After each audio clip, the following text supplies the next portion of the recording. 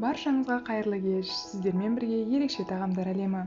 Бүгін сіздерге дастарханыңыздың көркі болатын ең дәмді, жұмсақ, сүзбелі чизкейкті қалай оңай жасау керектігін көрсететін боламын. Барлық ингредиенттер төменде көрсетілген. Ең алдымен тестісін, яғни қамырын дайындап аламыз. Ол қамыр үшін біз ұнды, жұмыртқаны пайдаланбаймыз. Бар жоғы осындай үгітілмелі печеньені пайдаланамыз. Мен қарапайым юбилейный печеньесінің 350 грамын алдым. Содан соң сары майыңызды микроволновкада ертіп алсаңыз, бар болғаны сол-ақ. Печеньені блендерда ұнтатуды ұмытпаңыз. Достар, блендерға салуға ыңғайлы болу үшін печеньеңізді ең алдымен қолдың көмегімен осылайша үгітіп алыңыз. Содан кейін ғана барып блендерға салып, барлығын ұнтатып шығатын боламыз. Барлық печеньем блендердің ыдысына сыймайтын болғандықтан 3-ке бөліп үгітіп алдым.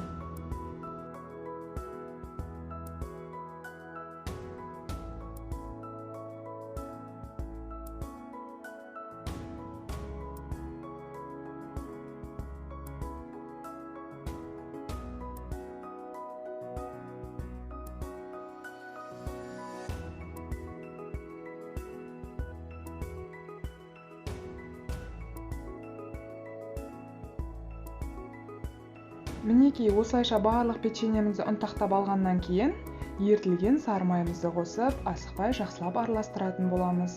Сол кезде сары майымыз печеньеге сіңіп, сәл ғана қамырға ұқсас консистенцияға енетін болады. Содан кейін ғана барып пергамент төселген формамызға салатын боламыз.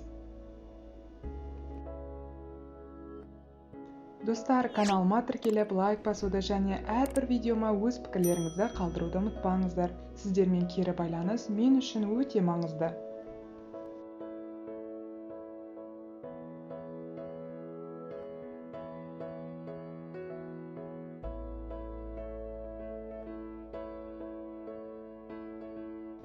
Мінекей, осылайша майымыздың бәрін құйғаннан кейін қолдың көмегімен жақсылап майымызды сіңдіріп араластыратын боламыз.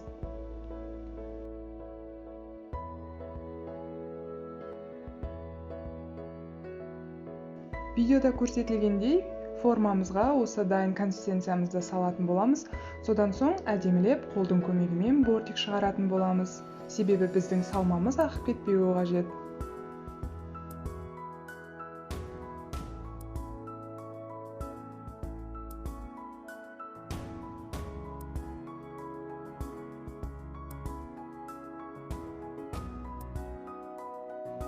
Мен бортигін және түбін қолдың көмегімен тегістеп әдемілеп шықтым. Егер де сізге ыңғайсыз болатын болса, стаканның көмегімен немесе қасықтың көмегімен жасап шықсаңыз болады. Мінекей, осындай болып дайын шықты.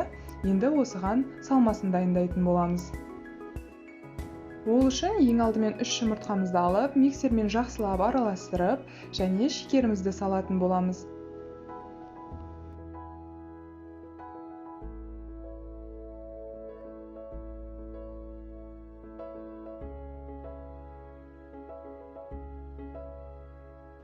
Шекеріңізді салғаннан кейін кем дегенде 2-3 минут жақсылап көпіртіп араластырыңыз.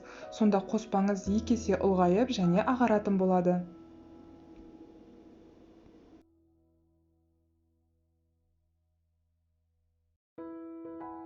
Мінекей, шекеріміз бен жұмыртқамыз 2 есе көтерілді. Содан кейін ғана барып қаймағымызды салып және тағы араластыратын боламыз.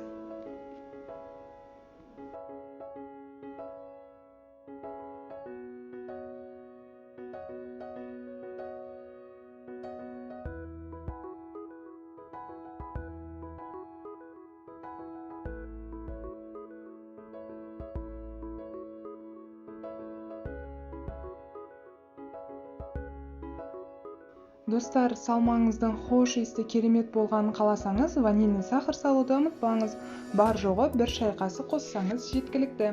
Және жақсылап араластырып, содан соң ең соңында сүзбеңізді салатын боласыз.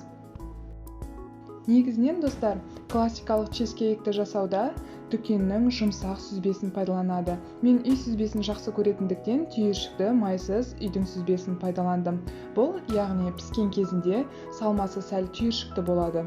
Ал жаңағыдай жұмсақ сүзбені пайдаланатын болсаңыз, салма глянцевый, тегіс, әдемі жылтырап тұрады.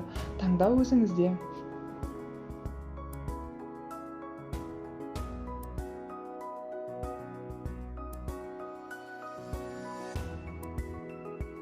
Осылайша салмасын біркелкі консистенцияға келгенше жақсылап миксермен араластыратын боламыз.